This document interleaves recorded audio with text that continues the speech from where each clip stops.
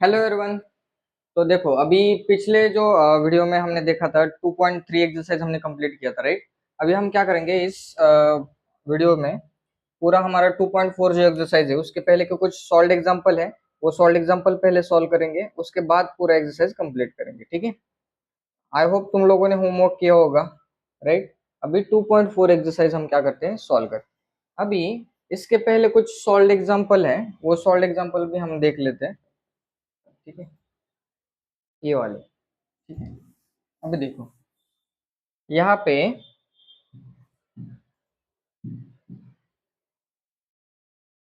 Question number 9 देखो, कौन सा क्वेश्चन नंबर 9। तो अभी यहाँ पे एक इक्वेशन दिया है, C D is equal to 100 + 60 D, right. अभी पिछले जो एक्सरसाइज में हमने क्या देखा था कि इक्वेशन कैसे फॉर्म करते हैं, राइट। इक्वेशन कैसे फॉर्म करना है वो हमने देखा था, और हमने ये भी देखा था कि एक चीज की वजह से दूसरी चीज क्या होती है, चेंज होती है। वैसे ही इस एग्जाम्पल में भी है, क्या दिया है, सी डी, सी ब्रैकेट में डी दिया है इज इक्वल टू क्या, 100 + 6 डी। अभी डी जो है, डी क्या रिप्रेजेंट कर रहा है, डी रिप्रेजेंट कर रहा है डिस्टेंस हमने कितना ट्रेवल किया है। देखो यहाँ पे लिखा हुआ है डिस्टेंस कितना ट्रेवल किया, वो रिप्रेजेंट कर रहा है स्मॉल डी। और सी मतलब क्या है, C indicates the cost in rupees, मतलब सी जो है वो हमें क्या दर्शा रहा है, कॉस्ट दर्शा रहा है, ठीक है।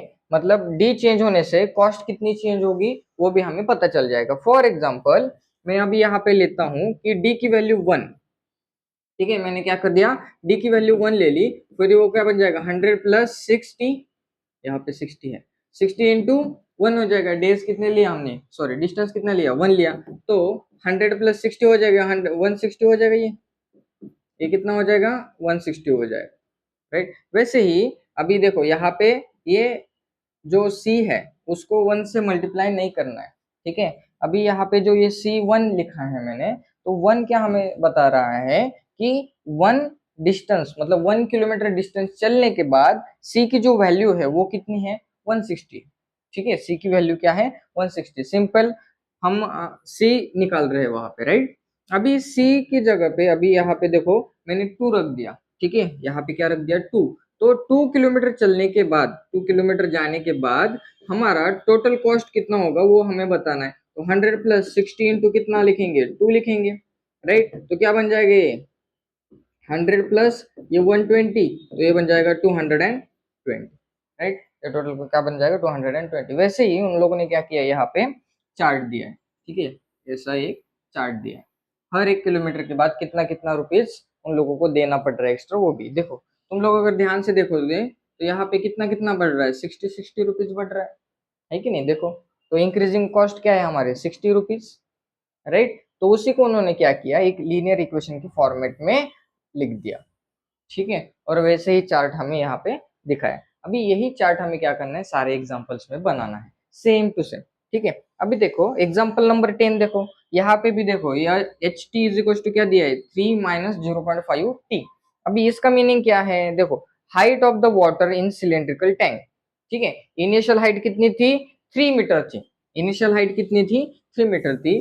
तो अभी मैं इसको क्या करता हूँ, एक जनरल फॉर्मेट में लिखता हूँ, हाइट इज इक्वल टू कितनी थी, 3 मीटर थी, ठीक है। अभी चेंज क्या हो रहा है, चेंज हो रहा है मंथ, चेंज हो रहा है, क्या चेंज हो रहा है, मंथ। मतलब जैसे जैसे मंथ आगे बढ़ेंगे वैसे वैसे पानी क्या होगा उसमें से कम कम कम कम होते जाएगा, राइट। तो पहले मंथ में पानी कितना कम हो रहा है वो भी बताया, देखो, ठीक है। 0.5 दिखा है यहाँ पे, राइट। तो डायरेक्टली इक्वेशन दिया उन लोगों ने। तो H T is equal to क्या है, 3 - 0.5 टी। मतलब टी की जगह पे हमें क्या रखना है, मंथ रखने हैं। पहले मंथ में कितना कम होगा, देखो एच ऑफ 1 लिखेंगे इसको, एच ऑफ 1, तो 3 - 0.5 इंटू 1 लिखेंगे। क्यों, क्योंकि हम फर्स्ट मंथ के लिए निकाल रहे, राइट। 3 - 0.5, ये बन गया कितना फिर 2.5। पहले मंथ में हाइट कितनी बन जाएगी उस सिलेंड्रिकल टैंक की, फिर 2.5। अभी ये उसमें से जो वाटर हो रहा है ना, तो वाटर की हाइट है, ठीक है। उसके बाद अभी आगे बढ़ते हैं। अभी देखो उन लोगों ने इसका भी चार्ट दिया है, 0 पे कितना होगा, 1 मंथ पे कितना होगा, 2 मंथ पे कितना होगा, राइट। वो हम क्या करेंगे, बस इक्वेशन में वो वैल्यूज पुट करेंगे और सॉल्व करेंगे, वो पहले से लिख के दिए। ठीक है, अभी थिंक एंड रिफ्लेक्ट में क्या दिया है, थिंक एंड रिफ्लेक्ट सबसे इंपॉर्टेंट होता है। What will be the height of the water at the end of month 5, मतलब फिफ्थ मंथ के एंड में हमारा हाइट क्या होगा ये पूछा है, मतलब H5 पूछा है क्या, क्या है वहां पे 3 माइनस 0.5 मल्टीप्लाई बाय 5 करेंगे, क्योंकि मंथ के जगह पे 5 रख दिया, तो 3 माइनस 0.5 इंटू 5 कितना होता है, 2.5 होता है, तो बचा कितना 0.5 फीट, है कि नहीं, सॉरी मीटर। तो फिफ्थ मंथ में हाइट कितना हो जाएगा, 0.5 मीटर हो जाएगा। वैसे ही अभी देखो एक्सरसाइज 2.4 हमें क्या करना है, सॉल्व करना है। ठीक है, इसको मैं थोड़ा सा बड़ा कर देता हूँ।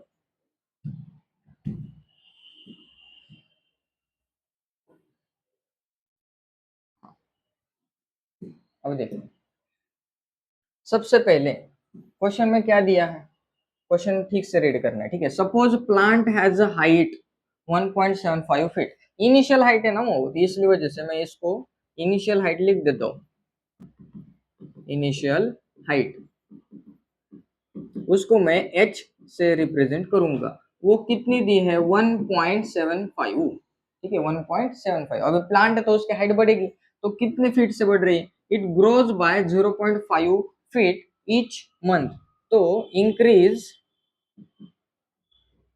इन हाइट, इंक्रीज इन हाइट उसको मैं क्या करता हूँ t लिख देता हूँ, चलेगा, नहीं इंक्रीज इन हाइट कितने से बढ़ रही है वो 0.5 फीट से बढ़ रही है कि नहीं, 0.5 फीट से बढ़ रही है पर मंथ। ठीक है, मतलब एक मंथ में 0.5 फीट इतना बढ़ेगा। ठीक है, अभी क्वेश्चन में क्या पूछा है, find the height after 7 months. अभी देखो अगर जनरलाइज हम लिखे तो h को हम ऐसे लिख सकते हैं, पहले तो 1.75 थी इन, या फिर उसको ऐसे लिखो after first month, after first month क्या होगा, इसमें 0.5 ऐड हो जाएगा, तो हाइट टोटल हमारी जो बन जाएगी वो क्या बन जाएगी 1.75 प्लस 0.5 हो, राइट, पहले मंथ में, तो ये कितना होता है फिर 2.25 होता है कि नहीं। वैसे ही सेकंड मंथ में after second month, after second month क्या होगा बताओ, आफ्टर सेकेंड मंथ एच जो है वो कितने से बढ़ेगा, पहले तो 1.75 था स्टार्टिंग में, उसके बाद 0.5 पहले मंथ में बढ़ा, दूसरे मंथ में भी उतना ही बढ़ेगा 0.5, तो फिर उसको मैं जनरलाइज करके ऐसे लिख सकता हूँ क्या 2 टाइम्स 0.5, क्योंकि दो बार 0.5 बढ़ा ना, दूसरे मंथ में दो बार बढ़ेगा ना, राइट, 0.2 0.5 मल्टीप्लाई बाय 2, तो ये कितना बन जाएगा फिर 1.75, तो वैसे ही रहेगा प्लस 2 इंटू 0.5 बनता है 1, तो इसका बन जाएगा 2.75 फीट, राइट। वैसे ही हमें निकालने को कौन से मंथ का बोला है, 7 मंथ के बाद, मतलब यहाँ पे अगर मैंने 2 से मल्टीप्लाई किया सेकंड मंथ के लिए, तो 7 से मल्टीप्लाई करेंगे 7 मंथ के लिए, राइट, तो वैसे ही मैं लिखता हूँ height is equal to 1.75 plus 0.5 multiply by कितना 7, क्योंकि 7th मंथ का निकालना है अपने को। ठीक है, तो 1.75 तो वैसे ही रहेगा प्लस 7 5 35, तो ये 3.5 बन जाएगा, और बचा कितना फिर, ऐड करके देखो इसको, ये 5.25 बन जाएगा, ये कितना बन जाएगा 5.25 फीट बन जाएगा, राइट। पहले का तो आंसर हमारा निकल गया 5.25 फीट। ठीक है, उसके बाद उन लोगों ने बोला है make the table of values for T varying from 0 to 10। अभी 0 to 10 से वेरी करने के लिए हमको क्या करना है, उसका एक टेबल बनाना है, तो तुम लोग इतना लिख लो पहले। ठीक है, अब हम क्या करेंगे, एक टेबल बनाएंगे। ठीक है, यहाँ पे मैं लिखता हूँ मंथ, और यहाँ पे लिखता हूँ मैं हाइट, और हमारा जो इक्वेशन था वो h इज इक्वल टू क्या था हमारा 1.75 plus 0.5 multiply by number of month ना, नंबर ऑफ मंथ से हम क्या करें, उसको मल्टीप्लाई करेंगे। सबसे पहले 0 मंथ में क्या होगा, 1.75 होगा, क्यों स्टार्टिंग की हाइट उतनी थी ना। फर्स्ट मंथ में 2.25, उसके बाद सेकेंड मंथ में कितना होगा, इसमें बस क्या करो 0.5 ऐड कर दो, 0.5 क्या करना है, ऐड करना है, ठीक है। ये मैं अभी रफ कर देता हूँ, ठीक है। इसमें क्या करना है, बस 0.5 ऐड करते जाना है। सेकेंड मंथ में कितना होगा फिर ये 3.75, उसके बाद थर्ड मंथ में 4.25, उसके बाद फोर्थ मंथ में 4.75, उसके बाद ये फिफ्थ मंथ में क्या होगा 5.25, सिक्स्थ मंथ में क्या होगा ये 5.75, सेवेंथ मंथ में क्या होगा ये 6.25 होगा। ऐसे ही एट्थ मंथ में कितना होगा ये 6.75, उसके बाद 6.75, उसके बाद नाइन्थ मंथ में क्या होगा ये 7.25 बन जाएगा, राइट। ऐसे ही बढ़ते बढ़ते बढ़ते बढ़ते जाएगा, राइट। ये कौन से मंथ का पूछा था हमको, सेवंथ मंथ का पूछा ना, 4 1 5।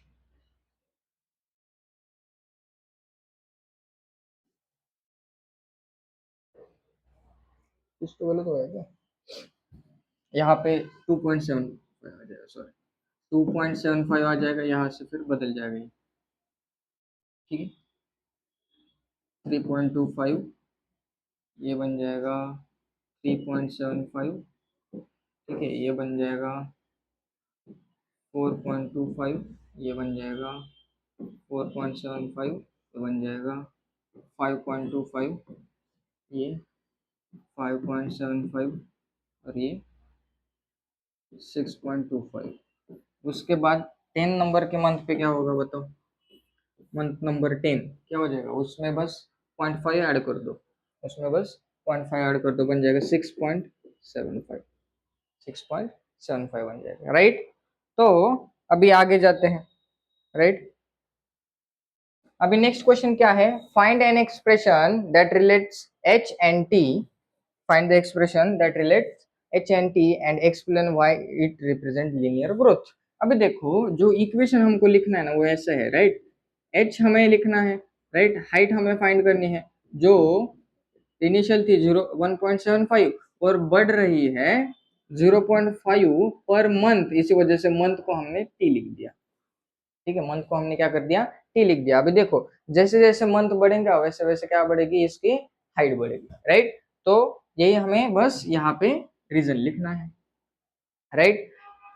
अभी क्वेश्चन नंबर 2 में क्या बोला है, अ mobile phone is bought for 10,000 rupees, it's value decreases by 800 every year. अभी फोन की जो वैल्यू है, इनिशियल वैल्यू वो कितनी थी 10,000, तो यहाँ पे मैं क्या करता हूँ, इनिशियल हाइट जो है वो लिख लेता हूँ। Initial height, sorry initial value कितनी 10,000 थी, उसके बाद क्या हो रहा है 800 रुपीज पर ईयर कम हो रहा है, तो फिर रिड्यूस्ड वैल्यू कितना 800 पर ईयर, 800 पर ईयर क्या हो रहा है, रिड्यूस हो रहा है। तो इसी वजह से हम अभी अगर फर्स्ट ईयर के बाद देखें, after first year, after first year क्या होगा, वैल्यू कितनी बन जाएगी, वैल्यू कितनी बन जाएगी 10,000 में से 800 रुपए माइनस होंगे, राइट, क्योंकि हर साल 800 रुपए कम हो रहे हैं। तो दूसरे साल में क्या पहले साल खत्म होने के बाद क्या बन जाएगा, ये 9,200 रुपीज उसकी क्या बन जाएगी, वैल्यू बन जाएगी। वैसे ही आफ्टर सेकेंड ईयर, 2 साल बाद क्या होगा, फिर वैल्यू कितनी बन जाएगी, 10,000 में से मैं क्या करूंगा 1600 माइनस करूंगा, मतलब 800 इंटू 2 माइनस करूंगा, क्यों 2 साल का एक साथ लिया ना हमने। तो बताओ 10,000 माइनस 1600 कितना बन जाएगा ये,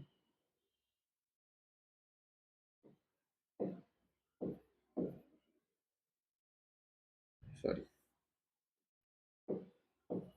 8400 बन जाएगा, राइट। वैसे ही आगे आगे तुम लोग अगर लिखते जाओगे तो तुम लोगों को क्या मिल जाएगा, देखो 3 इयर्स बाद का मिल जाएगा इजीली। चलो इसके बाद फिर से इसमें से क्या माइनस करेंगे, आफ्टर 3 इयर्स हम उसमें से फिर से माइनस करेंगे, इसमें से क्या करेंगे, वैल्यू कितनी बन जाएगी, वैल्यू कितनी बन जाएगी 8400, मतलब स्टार्टिंग का ही लिखता हूँ मैं पहले, 10,000 माइनस कितना करना है 800 इंटू 3, क्यों, क्योंकि 3 मंथ का सॉरी 3 ईयर का एक साथ ही ले लिया वैल्यूज मैंने, ठीक है। 10,000 में से माइनस करना है 2400, तो ये बन जाएगा 7600, क्या बन जाएगा 7600 बन जाएगा, खत्म, इजी था, राइट। पहले का तो आंसर हमारा मिल गया, क्या 7600 उसकी वैल्यू कम हो जाएगी, मतलब डिप्रिशिएट हो जाएगी, ठीक है। Make the table of values of T varying from 0 to 8, अभी 0 to 8 हमें क्या करना है, वो वैल्यूज लिखनी है, ठीक है। यहाँ पे मैं लिखता हूँ ईयर, उसके बाद नीचे लिखूंगा फोन की वैल्यू, ठीक है। ईयर 0 में कितना होगा वैल्यू, स्टार्टिंग का जो वैल्यू था हमारा 10,000 है कि नहीं, उसके बाद पहले ईयर में क्या होगा, चलो 800 रुपए कम होगा तो ये बन जाएगा 9,200, उसके बाद इसमें से भी 800 रुपए कम हो जाएंगे ये सेकेंड ईयर में, राइट, इसमें से भी 800 रुपए कम कर दो, कितना बन जाएगा ये 8,400, उसमें से फिर से हमें क्या करना है 800 रुपए कम करने हैं, तो ये कितना बन जाएगा 7,600, उसके बाद फिर से फोर्थ नंबर के ईयर पे कितना बन जाएगा, फोर्थ नंबर का ईयर, ठीक है। अभी इसमें से फिर से क्या करना है हमें 800 रुपए माइनस करने हैं, तो ये कितना बन जाएगा 6,800, फिर से फिफ्थ ईयर में ये माइनस कर देंगे तो 6,000 बन जाएगा, 6,000 में से फिर से छठे साल में कितना बन जाएगा ये 800, फिर से माइनस होगा इसमें से तो बन जाएगा ये 5,200, फिर से 7 नंबर के ईयर में इसमें से फिर से 800 रुपए माइनस होंगे तो कितना बन जाएगा 4,400, 4,400, वैसे ही लिखना है इसको, राइट। वैसे तुम लोग लिखते जाओ। अभी लास्ट का बचा है 8 नंबर का, तो क्या आ जाएगा उसमें 8 नंबर के ईयर पे क्या वैल्यू बन जाएगी, इसमें से फिर से क्या करना है हमें, इसमें से फिर से क्या करना है 800 रुपए माइनस करने हैं, तो ये बन जाएगा 3,600 रुपये, ये कितना बन जाएगा 3,600। अभी देखो इस क्वेश्चन में अभी ये वाला भी पूछा है क्या, कि एक्सप्रेशन लिखो और उसके वेरिएबल भी हमको दिए उन लोगों ने, v और t, v मतलब क्या वैल्यू, t मतलब टाइम, ठीक है। तो इसको हम जनरलाइज फॉर्म में अगर लिखेंगे, इसको अगर हम जनरलाइज फॉर्म में लिखेंगे तो इसको ऐसे लिख सकते हैं क्या, value v is equals to 10,000 initial value थी, माइनस हो रही है उसमें से कितनी माइनस हो रही है 800 रुपए पर ईयर, मतलब मल्टीप्लाई बाय टी करेंगे फिर पर ईयर के लिए, ईयर को हमने क्या रिप्रेजेंट कर दिया टी और वैल्यू को वी, ठीक है। यहाँ पे अगर हम टी की वैल्यू रखेंगे मतलब ईयर की वैल्यू रखेंगे तो हमें डायरेक्टली वैल्यू उसके मिल जाएगी, राइट। अभी क्वेश्चन नंबर 3 में क्या दिया है, देखो क्वेश्चन नंबर 3 जो है, सारे के सारे क्वेश्चन जो है इसमें 4 ही क्वेश्चन है, चारों के चारों सेम टू सेम है, ठीक है, ज्यादा कुछ अलग नहीं है, बस नाम अलग अलग दिया, ठीक है। देखो इनिशियल पॉपुलेशन ऑफ विलेज कितना था 750 था, तो लिख लो फिर से इनिशियल पॉपुलेशन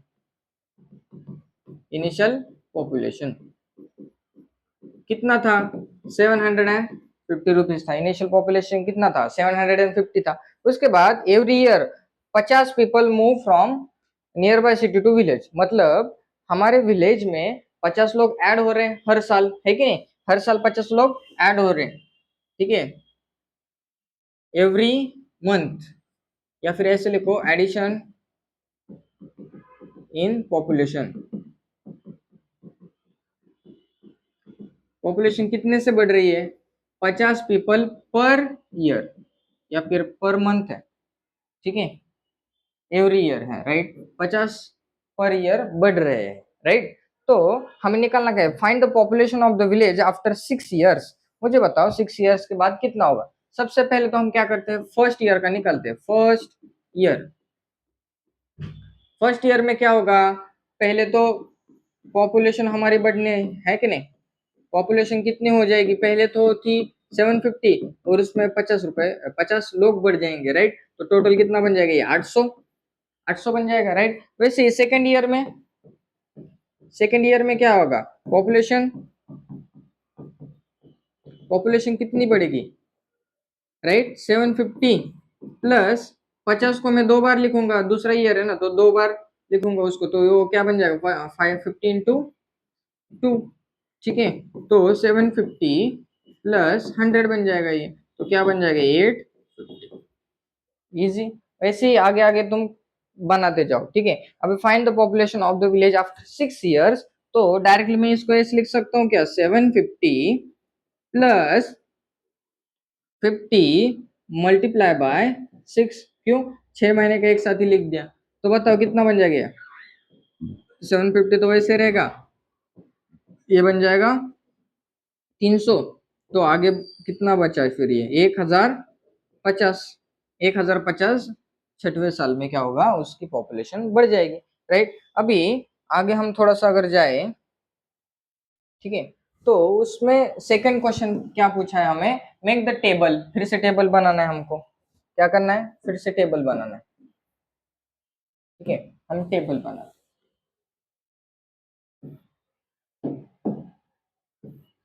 हमें टेबल बनाना है किस चीज का, यहाँ पे मैं लिखता हूँ ईयर और यहाँ पे लिखता हूँ पॉपुलेशन।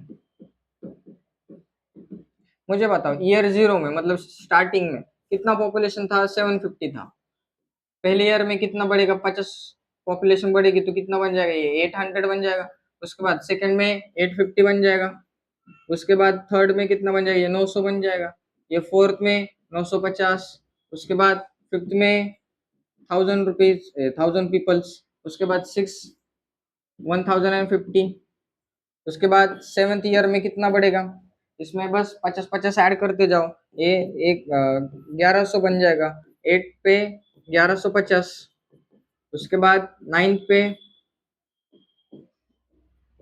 1200, उसके बाद 10 नंबर पे 1250, ऐसे ही लिखते जाओ, तुम कहाँ तक लिखना है, 10 साल तक लिखना था, लिख दिया हमने, 10 साल में कितनी पॉपुलेशन बन जाएगी, 1250 लोग वहां पे हो जाएंगे, ठीक है। Find an expression that relates P and T. Explain why it is represent linear growth. अभी देखो linear growth क्यों हो रही है, क्योंकि हर साल फिक्स अमाउंट ऑफ पीपल बढ़ रहे हैं, राइट, इसी वजह से उसको हम क्या बोलते हैं, लीनियर, ठीक है।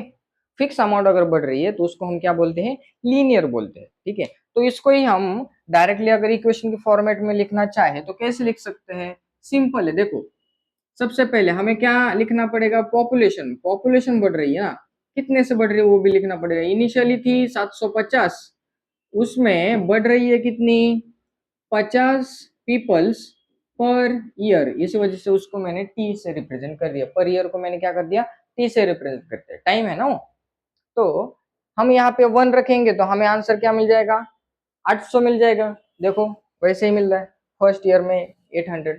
हम यहाँ पे अगर 5 रखेंगे तो कितना मिल जाएगा, 5 रखेंगे तो 1000 मिल जाएगा, है कि नहीं, राइट, हर साल 50 50 बढ़ रहे हैं ना, तो उस वजह से डायरेक्टली हमने क्या कर दिया, उसको इक्वेशन के फॉर्मेट में कन्वर्ट कर दिया, 750 तो इनिशियल थी, बस हमें क्या करना था, 50 50 हर साल के लिए बढ़ाना था, तो इसी वजह से टी की जगह पे हमने क्या कर दिया, एक वेरिएबल रख दिया, मतलब ईयर की जगह पे, राइट, क्योंकि वो चेंज हो रहा है ना, ईयर चेंज होने की वजह से पॉपुलेशन चेंज हो रही है, ठीक है, जिस वेरिएबल की वजह से जो चीज चेंज हो रही है ना, उसको ही हमें लिखना है, राइट। अभी पॉपुलेशन चेंज हो रही है टाइम की वजह से, मतलब ईयर बदलने की वजह से, राइट, तो हम क्या कर रहे हैं, जो चेंज हो रहा है ना उसको एक एज अ वेरिएबल कंसिडर कर रहे हैं, ठीक है, और उस वेरिएबल की वजह से टोटल पॉपुलेशन जो थी वो चेंज हो रही है, ठीक है।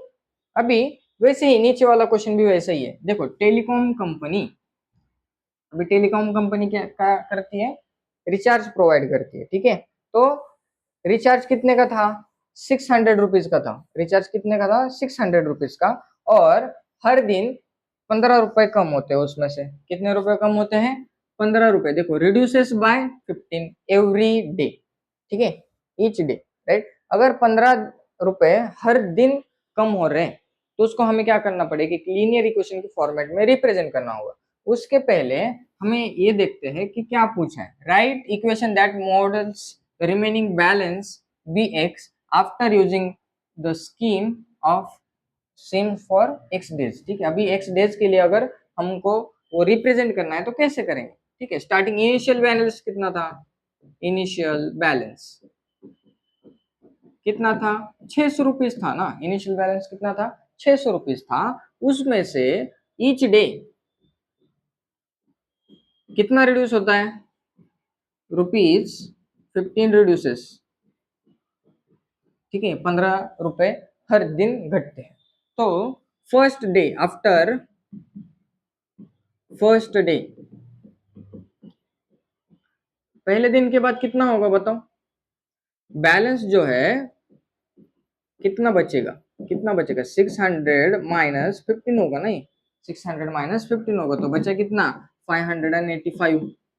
राइट, वैसे ही आफ्टर सेकेंड डे क्या बन जाएगा बैलेंस, बैलेंस बन जाएगा 600 - 15 × 2 ना, दूसरा मंथ है इसी वजह से, तो 600 - 30 हो जाएगा कितना, 570।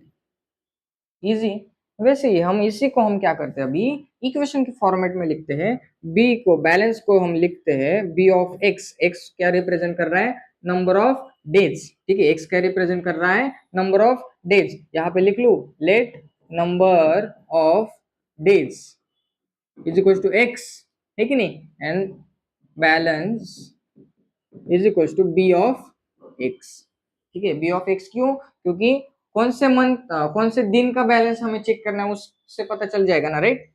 बी ऑफ एक्स, तो इनिशियल बैलेंस लिखना है, उसमें से हम रिड्यूस कर रहे हैं, कितना रिड्यूस कर रहे हैं, 15 रुपए पर दिन का, इसी वजह से 15 × एक्स, डायरेक्टली 15x लिख दू, फिर इसको 15x, खत्म।